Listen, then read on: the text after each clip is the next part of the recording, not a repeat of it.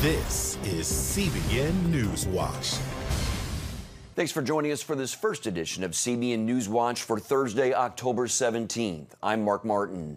Today, Vice President Mike Pence and Secretary of State Mike Pompeo in Turkey today to meet with Turkish President Erdogan to try to stop the fighting in Syria as the death toll and the number of casualties climb. While President Trump faces a severe backlash from both parties in Congress over his decision to pull U.S. troops out of Syria, opening the door for Turkey's invasion. Also in Washington, the Republican majority in the Senate prepares for an impeachment trial.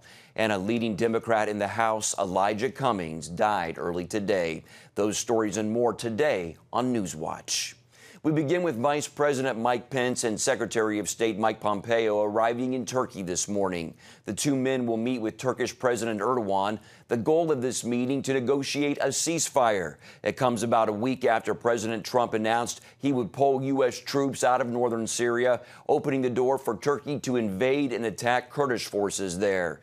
Back here at home, President Trump is facing increasing pressure for his withdrawal decision, which he still stands by. One of his closest allies, Senator Lindsey Graham, had tough words for Trump on Wednesday's 700 Club. I am looking to President Trump to change this. I will do anything I can to help him, but I will also become President Trump's worst nightmare. I will not sit alone on the sidelines and watch a good ally, the Kurds, be slaughtered by Turkey and watch Iran move into Syria and become another nightmare for Israel. This is a defining moment for President Trump. He needs to up his game. President Trump responded by saying Graham, quote, would like to stay in the Middle East for the next 1,000 years. CBN's Jenna Browder is following this story, and she joins us now. Jenna, a bit of exaggeration on the president's part there. Oh, definitely. The president is out there defending his decision. He says, Chris, that this is really a land dispute between Syria and Turkey, and he says the two countries should figure it out and the U.S. should stay out of it. He also says that this is a campaign promise that he is fulfilling to bring home U.S. troops. So the president is standing strong on his decision. I understand Graham is supposed to introduce new legislation today related to Syria. Is that right? That's right. He and Senator Chris Van Hollen, a Democrat from Maryland, are set to propose new sanctions on Turkey today. And so we're waiting for that. President Trump, he's also put sanctions on Turkey, but so far they've had little effect in stopping Turkey from attacking the Kurds. So we'll see if this legislation, these sanctions, can be a bit more effective. And Jenna, the president's decision is being met with criticism from both sides of the aisle. Talk about that. Yes. So the House yesterday voted to condemn President Trump's decision to pull U.S. troops out of Syria. It was 354 to 60. That was the final vote. So overwhelmingly, Democrats and Republicans do not support the president in this decision, in the House, that is. And he's really standing alone. Very few people are coming to his support on this decision. Many evangelical leaders, Mark, are also speaking out against the decision. Pat Robertson, of course, Tony Perkins and many others. The president has very little support on this Syria decision. All right. CBN's Jenna Browder reporting from Washington. Thanks, Jenna. Thank you. As we mentioned, Vice President Mike Pence and Secretary of State Mike Pompeo are in Turkey today. Their mission to convince Turkish President Erdogan to stand down from his attack on northeast Syria. CBN Middle East Bureau Chief Chris Mitchell brings us that story from Jerusalem. Initially, Erdogan refused to meet with Pence and Pompeo, but later changed his mind. The visit comes as Syrian Democratic forces continue to resist Turkey's assault on northeast Syria, with Turkey's self-proclaimed goal of establishing a safe zone for Syrian refugees. But the Turkish defense minister posted to his personal Facebook page a message and map that indicated Turkey's real ambitions could be much broader. The message said, "We have no eyes on anyone's soil. We will only take back what's ours." It includes a map with half of Syria, northern Iraq, as well as northern Greece, and all of Cyprus as part of Turkey. Meanwhile, Syrian forces rolled into the strategic border town of Kobani overnight, blocking the path of the Turkish military. The seizure of the town by forces loyal to Syrian President Bashar Assad marked a dramatic shift in power in northeastern Syria. In a phone interview with CBN News, Kino Gabriel, a Christian spokesman for the Syrian Democratic Forces, said they're still grappling with President Trump's sudden pullout of U.S. troops. I think basically we would like to see more support from the U.S. government and maybe a change in the decision that was made by President Trump and the U.S. government regarding withdrawing from northeast Syria. Meanwhile, U.S. Senator Lindsey Graham told CBN founder Pat Robertson that he is expecting President Trump to step up to the plate. This is a defining moment for President Trump. We need to stand by the Kurds. We need to push Turkey out of Syria, have a safe zone, keeping the Kurds and Turkey apart, and we need to partner with the Kurds regarding the oil field. The U.S. troop pullout has also raised many concerns in Israel, particularly regarding Iran. Pompeo will reportedly head to Israel from Turkey to reassure Israeli leaders that the U.S. policy on Turkey would not harm Israel. And Chris Mitchell joins us now from Jerusalem. Chris, what will be the goals of Vice President Pence and Secretary of State Pompeo? Break it down for us. Well, Mark, I think their first goal is going to try to have a ceasefire on the Turkish-Syrian border. I think that's unlikely. President Erdogan seems defiant and vows that he's going to continue his mission until he completes this safe zone along the Turkish-Syrian border. I think the other thing is that they're really going to be facing a different worldview. As we said, the defense minister there really has more of a neo-Ottoman Empire kind of worldview. I think Erdogan has the same. I think that's part of underneath the rhetoric that we hear from Turkey right now. I think also they want to try to restore credibility to the United States, which has lost much of it by going back on an ally that has fought with the U.S. for several years and to defeat ISIS, and also perhaps restore some control and leverage on the situation. And if they can do that, maybe they can backtrack some of the damage that's been done and try to reverse and stop the humanitarian crisis right there as well.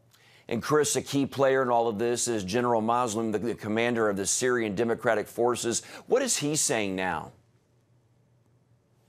Well, first of all, General Mazloum is the commander of the SDF forces. This is the Syrian Democratic Forces, part of the military wing of this self-administration in northeast Syria, this new democratic government that's really teetering right now, and it's under threat that it may not survive, at least the way it had been for many years.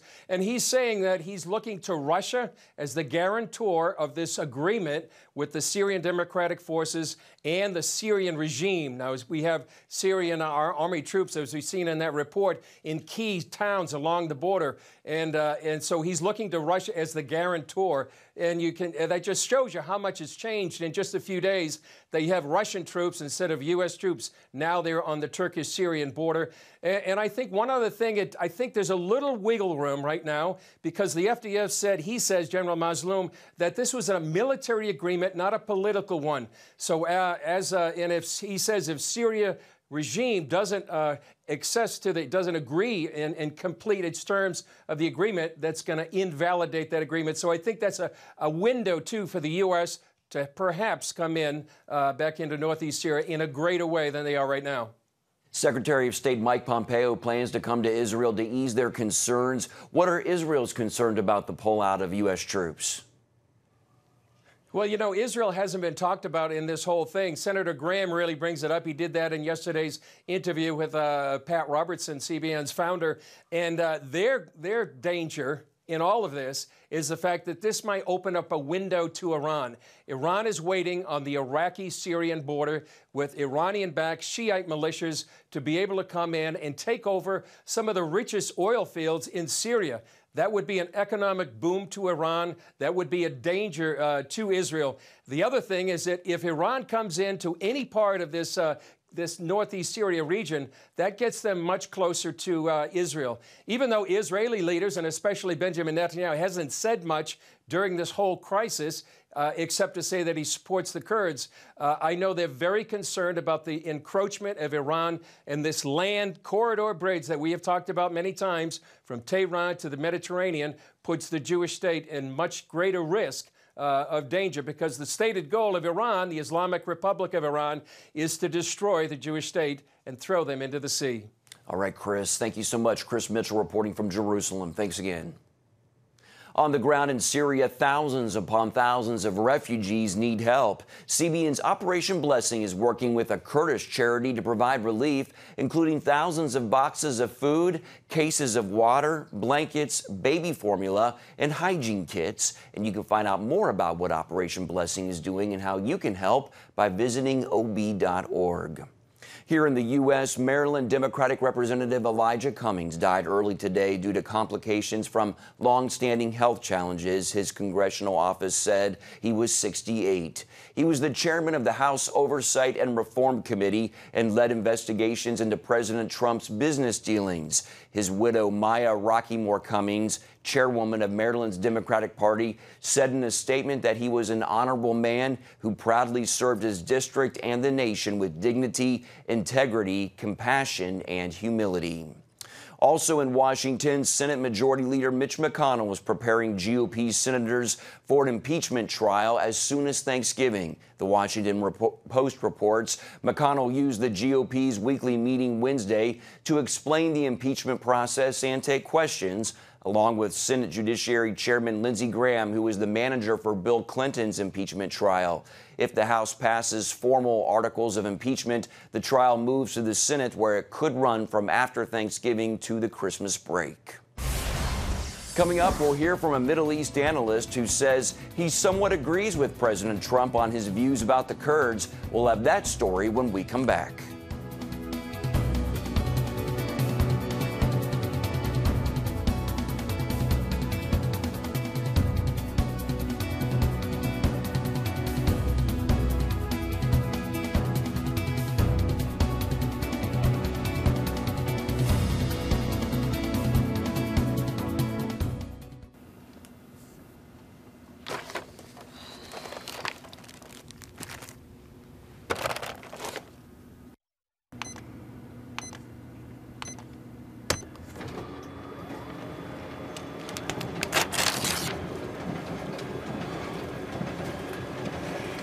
Life is better with a good night's sleep.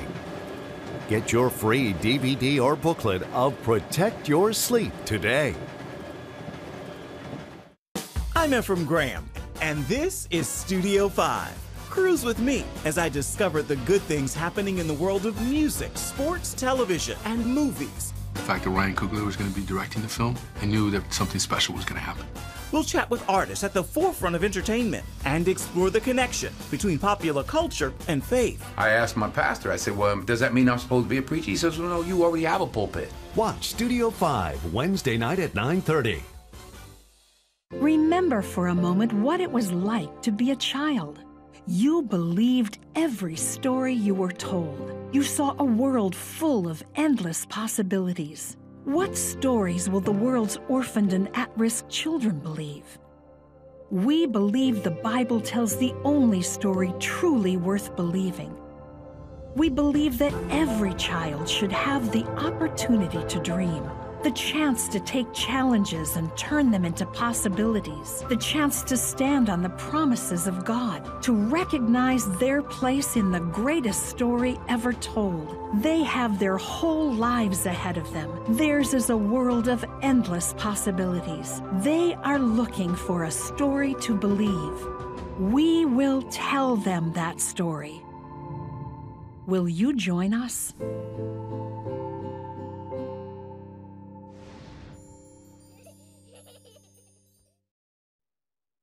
The top political news and analysis from Washington on Faith Nation, tonight at 6 Eastern, only on the CBN News Channel. Welcome back. President Trump says Turkey's invasion of Syria is not America's problem, and he says the Kurdish troops that fought with U.S. help to defeat ISIS in Syria are, quote, no angels. On tonight's episode of The Global Lane, retired Special Forces Lieutenant Colonel Sargis Sangari suggests he somewhat agrees with Trump. Sangari is a Middle East analyst and CEO of the Near East Center for Strategic Engagement. He says some Syrian Kurds are communists who have a long history of aligning themselves with the Russians. And he says a Syrian Democratic Forces deal to join with President Assad and the Syrian government was in the works long before Trump announced the U.S. troop pullout. This alliance is what we're seeing right now on open source, but they had struck this deal even before President Trump decided to pull the forces out. One of the problems that we had was we saw that they had already started reaching out to Syria, brokering these deals, and also at the same time linking themselves to Iran. March of this past year, a video surfaced where the Kurdish forces that we were supporting within Syria had actually brought Iranian intel officers and had walked them through basically all of the basings which we had provided with U.S. taxpayer money to build for them. At the same time, they were pointing out all the disposition of all our force structures to the Iranians on the battlefield and how we were arrayed in Syria. This is one of the reasons the president, I think, has made the right decision to say, if we cannot trust you as a partner and an enduring partner, then why are we here? The only good that we were providing for the Kurds in Syria was by us being there and by our soldiers dying on the battlefield, it was given an opportunity for them to try to establish their own regional government, which at the same time was suppressing all the other minorities that were within the region who are not socialist in ideology or mentality. And what about Assyrian Christians? I know they don't trust Erdogan, but they say they aren't much better off with the Kurds. No, they haven't been. The Assyrian Christians have suffered under the Kurds. The Khyber River Valley Basin was cleared out when the Kurds decided to enter and chose that as a battlefield to fight against ISIS. And the Kurds, in support of the Turkish Ottomans, were the ones that killed and captured and took into slavery majority of those Assyrian women during the first genocide. In 1933, the Kurds also aligned with the Iraqi Arab armies in order to be able to push out and kill the Syrian Christians who were in the villages and the areas surrounding Semele. Unfortunately, when you have individuals who are just jockeying for political positioning and money and dollars, this will continue to happen within the region.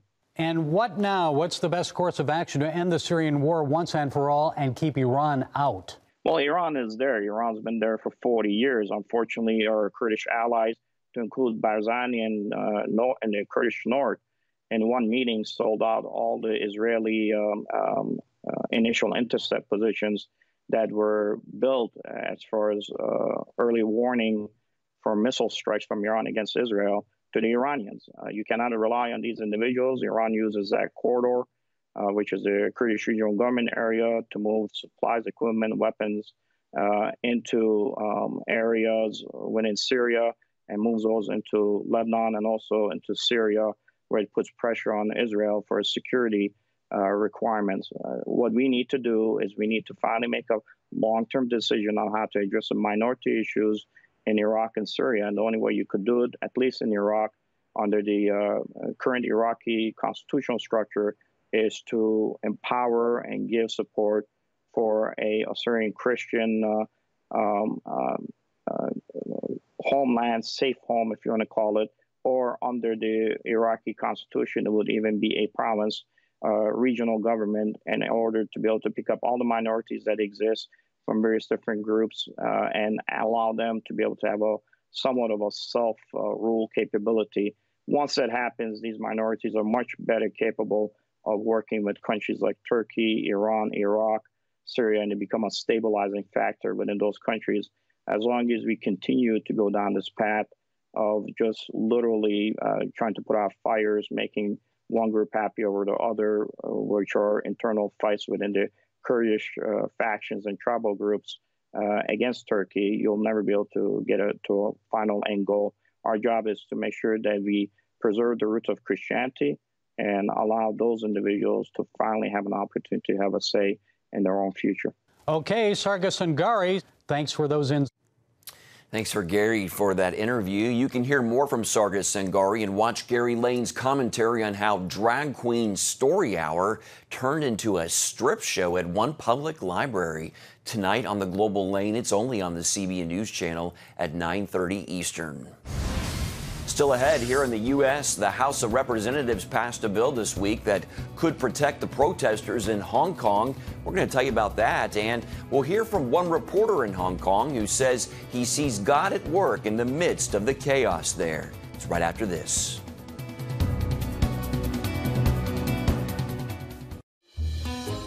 Daddy? Yeah, buddy? How many nickels are in a dollar? There are 20 nickels in a dollar. How do birds fly? Does milk really make my bones stronger? Yeah. Daddy, when we die, will we go to heaven? Do you have the answer to life's biggest question? Call the 700 Club. We'll help you find answers to the important questions life brings your way. Watch breaking news, in-depth exclusive stories and programs from health to entertainment you won't find anywhere else. The CBN News Channel, a perspective you can trust.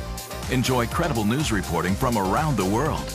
Discover inspiring programs and stories of hope, all in one place from a Christian perspective. The CBN News Channel, a perspective you can trust. To watch the CBN News Channel, download the app or visit cbnnewschannel.com.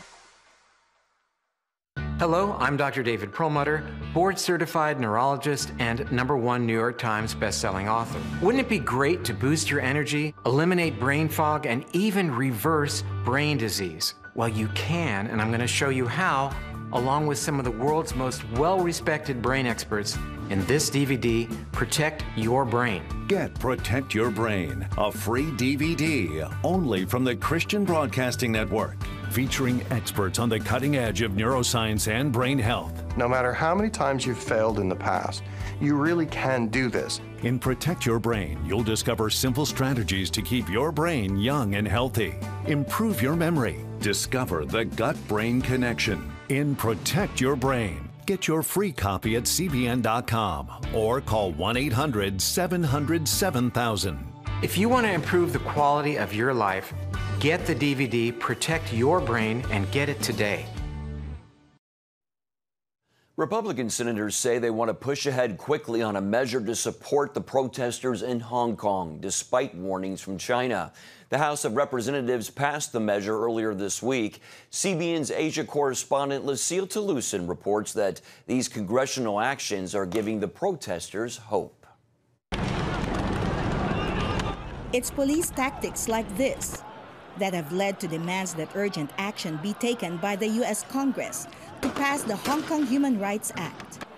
At a Monday night rally in Hong Kong, more than 100,000 protesters shouted, "Pass the Act." Now that the Hong Kong Human Rights and Democracy Act has been passed, they are rallying for the U.S. Senate to approve it to become a law. We hope the rally will show the United States our stand for the freedom. If approved, the United States would impose penalties on Hong Kong and China officials who infringe upon basic freedoms in the city, including freezing their U.S.-based assets and being denied entry in the U.S. China condemns the bill and threatens to retaliate if the Hong Kong bill becomes a law. The Hong Kong government released a statement expressing its regret over the U.S. bill and warned foreign governments not to interfere in the territory's internal affairs. But pro-democracy activist Joshua Wong argues that the One Country, Two System agreement between Hong Kong and mainland China is a treaty registered with the United Nations, thus subjecting it to the scrutiny of the global community. When One Country, Two System eroded to be One Country, One and a Half system, members of the United Nations, of course, they must have a say on Hong Kong's autonomy. Violence has escalated in recent weeks. Widespread vandalism and destruction of properties by protesters, beatings and live round shootings by the police have led to an emergency ban of face masks, which triggered more anger among the protesters. It's been over 100 days since the protests began, and the situation here is getting worse and it's becoming very dangerous. The question everybody is asking is how all this will end. Will the Hong Kong government be able to hold a peaceful and fair district council election in November, allowing opposition candidates like Joshua Wong to run? Always, Beijing say that they are willing to listen to the voice of young generation. But if our voice is not allowed to be heard in the institution, it just justifies how and why we still take to the street. Alvin Chan is a Hong Kong reporter who has covered almost all the protests. He believes that in the midst of the social unrest in his city, God is still in control. There's much greater power over them. This is God's love. What we should do as a Christian is keep faith and keep praying. I believe God reserved something very good in the future for us. Lucille Talusan, CBN News, Hong Kong. Coming up, how CBN's Orphans Promise is helping children in need in Guatemala, not only with food and education, but also with truths from the Bible. We'll have that story when we come back.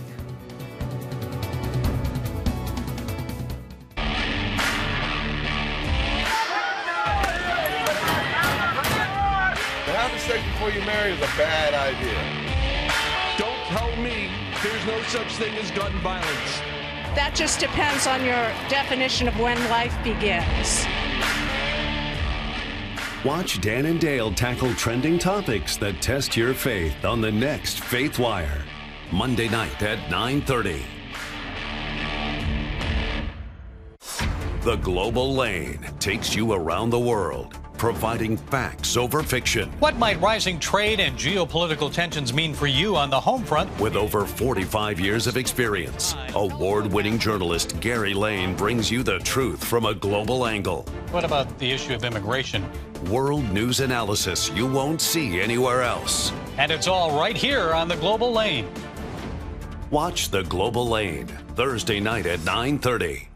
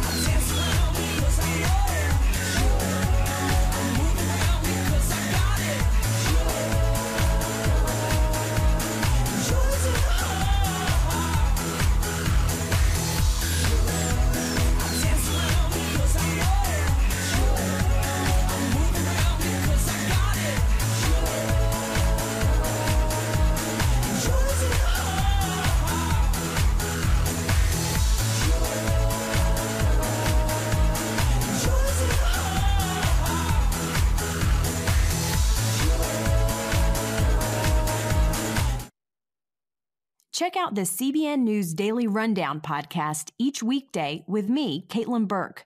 Click on the show tab at cbnnews.com where you can listen and subscribe. CBN's Orphans Promise has been offering free meals, tutoring, and technology to students in Guatemala. The education system in the mountain region of Totonicapan is very poor and many students struggle academically. That's why Orphans Promise's Club Extra project stepped up to help.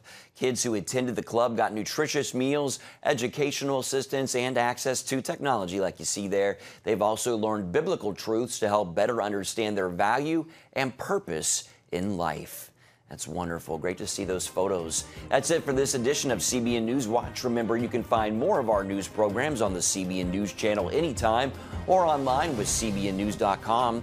Also, tell us what you think about the stories you've seen by emailing newswatch@cbn.com or talk to us on Facebook, Twitter, and Instagram.